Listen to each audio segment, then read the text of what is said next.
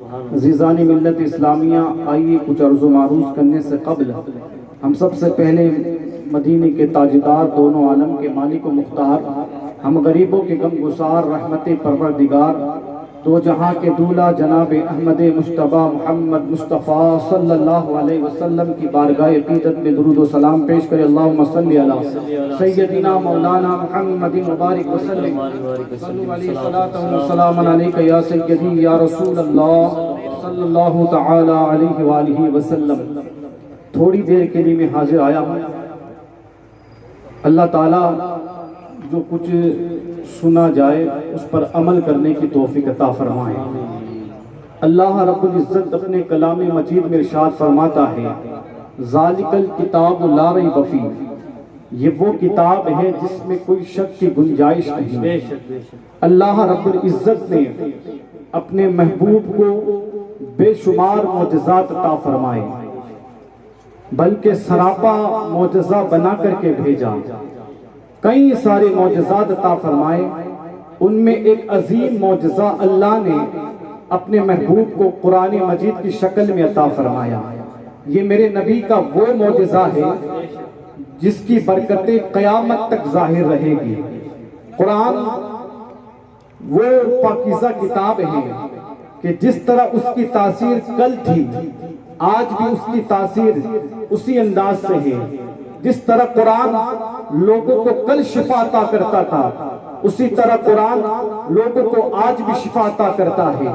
جس طرح قرآن کل لوگوں کے لیے ہدایت کا رہنما تھا، اسی طرح آج بھی قرآن لوگوں کے لیے ہدایت کا رہنما ہے۔ جس طرح قرآن کے پارے کل 30 تھے، اسی طرح آج بھی قرآن کے پارے 30 ہیں۔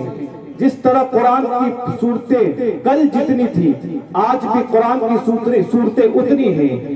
جس طرح قرآن کی آیات کل جتنی تھی، آج بھی قرآن کی آیتیں اتنی ہیں، بلکہ کل جتنے قرآن کے حروف تھے، آج بھی قرآن کے اتنے ہی حروف ہیں۔ کل جتنے قرآن کے حرکات تھے، آج بھی قرآن کی اتنی حرکات ہیں۔ کل کوئی قرآن کو مٹانے آیا، وہ مٹ گیا، اس کی ذات مٹ گئی، اس کا نام مٹ گیا، اس کا وقار مٹ گیا۔ اگر آج بھی کوئی قرآن کو مٹانے چلتا ہے تو اس کی ذات مٹ جاتی ہے، اس کا وقار مٹ جاتا ہے، اس کا عہدہ مٹ جاتا ہے۔ آپ تاریخ اٹھا کر کے دیکھیں، قرآن مٹانے کے لیے ابو جہل آیا، اللہ نے اس کے نام کو مٹا دیا، اس کی ذات مٹ گئی۔ قرآن مٹانے ابو لہب آیا، اس کی ذات مٹ گئی، اس کا نام مٹ گیا۔ قرآن مٹانے عتبہ آیا، اس کی ذات مٹ گئی، اس کا نام مٹ گیا۔ قرآن مٹانے شعیب آیا، اس کی ذات مٹ گئی، اس کا نام مٹ گیا۔ قرآن مٹانے مسیلمہ ابن کذاب آیا، اس کی ذات مٹ گئی، اس کا نام مٹ گیا۔ اور آج کی اس تاریخ کے اندر، اس دور کے اندر 26 آیتیں قرآن سے نکال کر جو قرآن کو مٹانے کی بات کرتا ہے، لوگوں نے دیکھا اس کا نام بھی مٹ گیا، اس کی ذات بھی مٹ گئی، اس کا عہدہ بھی مٹ گیا، اس کا وقار بھی مٹ گیا۔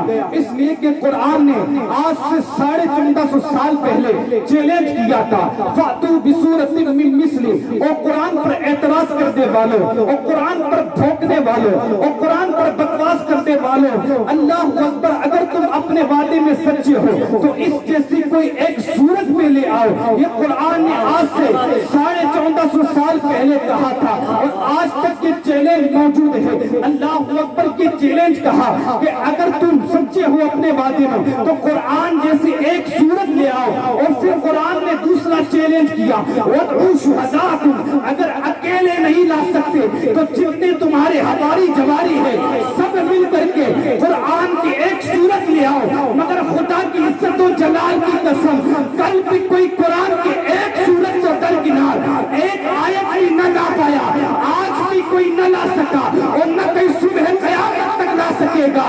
اسی لیے میرے ایمان کہتے ہیں، مٹ گئے مٹتے ہیں، مٹ جائیں گے سب آ جاتے ہیں، نہ مٹا ہے نہ مٹے گا کبھی چل چل۔ نعرہ تکبیر، نعرہ رسالت، عظمت قرآن، عظمت اسلام، نعرہ تکبیر، نعرہ رسالت۔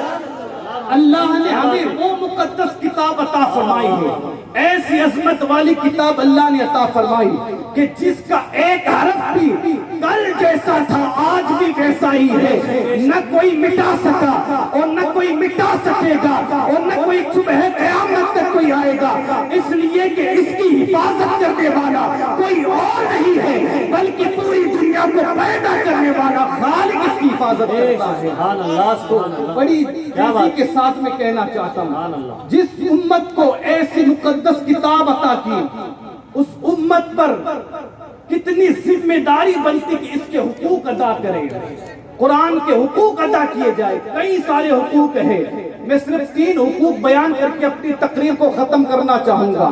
قرآن کا پہلا حق یہ ہے کہ اس کو پڑھا جائے، قرآن کا پہلا حق یہ ہے کہ اس کی تلاوت کی جائے۔ اللہ اکبر، اب ذرا دیکھیں ان حق کو کہ ہم قرآن کو کتنا پڑھتے ہیں، قرآن کی کیا تلاوت کرتے ہیں، حالانکہ قرآن کا سب سے پہلے حق یہ ہے کہ اس کو پابندی کے ساتھ پڑھا جائے، اس کی تلاوت کی جائے، اس لیے کہ اللہ نے قرآن پڑھنے کی بڑی فضیلت عطا فرمائی ہے۔ آقا علیہ الصلوۃ والسلام ارشاد فرماتے ہیں جو کوئی بندہ قرآن کا ایک حرف پڑھتا ہے اللہ اس کو ایک حسنہ عطا فرماتا ہے۔ صحابہ نے عرض کی یا رسول اللہ صلی اللہ علیہ وسلم ایک حسنہ کس کو کہتے ہیں؟ آقا نے فرمایا 10 نیکیوں کو کہتا ہے۔ گویا کہ فرمایا گیا جو قرآن کا ایک حرف پڑھے گا گویا کہ اسے 10 نیکیاں ملے گا، اور اس کے بعد پیغمبر نے فرما کر کے یہ کہا میں یہ نہیں کہتا الف لام میم ایک حرف ہے، بلکہ آقا کہتے ہیں الف الگ حرف ہے، لام الگ حرف ہے، میم الگ حرف ہے۔ گویا کہ کسی نے الف لام میم پڑھا اللہ اس کے دامن عمل کے اندر 30 نیکی عطا فرما دیتا ہے۔ اللہ سبحان اللہ سبحان یہ قرآن پڑھنے کی شان اللہ ہے۔ ماشاءاللہ، اور پیغمبر کریم صلی اللہ علیہ وسلم ارشاد فرماتے ہیں جو قرآن پڑھتا ہے اور پڑھتے پڑھتے دنیا سے چلا جائے گا، جب قیامت کے دن اللہ کے حضور کھڑا ہوگا تو رب فرمائے گا بندے تو دنیا میں میرا کلام پڑھتا تھا، دنیا میں میرا قرآن پڑھتا تھا۔ وہ بنداز کرے گا مولا ہاں جب اٹھتا تھا فجر میں تب بھی تیرے پاکیزہ کلام کی تلاوت کیا کرتا تھا، اور جب سونے لگتا تب بھی تیری پاکیزہ کلام کی تلاوت کیا کرتا۔ رب فرمائے گا تو پھر آج کیوں خاموش ہے، آج بھی قرآن پڑھتا جا۔ آقا فرماتے اسے کہا جائے گا کہ تو قرآن پڑھتا جا اور جنت کے درجات پار کرتا جا، قرآن پڑھتا جا، جنت کے درجات کو بلند کرتا جا۔ آقا فرماتے ہیں وہ قاری قرآن قرآن پڑھتا جائے گا اور جنت کے درجات کو بلند کرتا جائے گا۔ آقا کہتے ہیں جب تک وہ قرآن پڑھنا بند نہیں کرے گا اللہ جنت کے درجات اسے بلند کرتا رہے گا۔ یہ شان ہے، اس لیے پہلا حق یہ کہ قرآن کو پڑھا جائے پابندی کے ساتھ۔ انشاءاللہ آج اس پاکیزہ محفل کے اندر یہ عہد کر کے جائے کہ ہم خود بھی قرآن پڑھیں گے اور اپنے بچوں کو بھی قرآن پڑھائیں گے۔ قرآن کا دوسرا حق ہے جو علماء نے بیان کیا ہے کہ اس کو پڑھا بھی جائے اور اس کو سمجھا بھی جائے۔ دوسرا حق ہے کہ قرآن کو سمجھا جائے۔ مجھے بتائیں کتنے لوگ ہیں جو قرآن کو سمجھنے کی کوشش کرتے ہیں، اگر صلاحیت نہیں تو ایسے علماء کے پاس بیٹھ کر کے سمجھے جو قرآن کریم سمجھا سکے، مگر ہم نے نہ قرآن کریم پڑھا اور نہ قرآن کریم کو سمجھنے کی کوشش کی۔ مگر یاد رکھیں جب تک یہ قوم قرآن کو سمجھتی تھی تب تک حکومت اس کے قدموں میں تھی، جب تک یہ قوم قرآن کو سمجھا کرتی تھی یہ چاند پر کمندے ڈالتے تھے۔ آپ دیکھیں قرآن سمجھنے والوں کا حال دیکھیں، جب قرآن سمجھنے والا نعمان ابن ثابت ہوتا ہے تو دنیا کا امام اعظم بن جاتا ہے، قرآن سمجھنے والا امام شافعی بن جاتا ہے، قرآن سمجھنے والا امام مالک بن جاتا ہے، قرآن سمجھنے والا امام حنبل بن جاتا ہے، ہاں قرآن سمجھنے والا وہ بائزید بن جاتا ہے، قرآن سمجھنے والا وہ بابا فرید گنج شکر بن جاتا ہے، قرآن سمجھنے والا صابر کنجر بن جاتا ہے، قرآن سمجھنے والا غریب نواز بن جاتا ہے، قرآن سمجھنے والا عشق و محبت کا امام احمد رضا بن جاتا ہے، قرآن سمجھنے والا بغداد کا سلطان عبد القادر جیلانی بن جاتا ہے۔ جو جس انداز سے محبت کے ساتھ جتنا قرآن سمجھتا ہے نعرہ تکبیر، نعرہ رسالت، مسلک اعلی حضرت۔ ختم کرنا چاہتا ہوں، درود شریف پڑھے آپ لوگ تسلی کے ساتھ بیٹھ جائیں۔ درود شریف پڑھے اللہم صلی علی محمد وبارک وسلم، صلو علیہ الصلاۃ والسلام علیک یا رسول اللہ صلی اللہ علیہ وسلم۔ عرض یہ کر رہا تھا قرآن کا دوسرا حق یہ کہ اس کو سمجھا جائے۔ پہلا حق ہے کہ اسے پڑھا جائے اور دوسرا حق ہے کہ اس کو سمجھا جائے۔ اور جب دیکھیں جتنی محبت کے ساتھ وہ قرآن سمجھنے والا ہوتا اللہ نے اس کو اتنے ہی مرتبے عطا فرمائے ہیں۔ آپ ذرا دیکھیں جب قرآن سمجھنے والا عشق و محبت کا امام احمد رضا جیسی ذات ہوتی ہے تو وہ اللہ اکبر فتاوی رضویہ جیسی کتاب دے کر امت کے مسائل کو حل کر دیا۔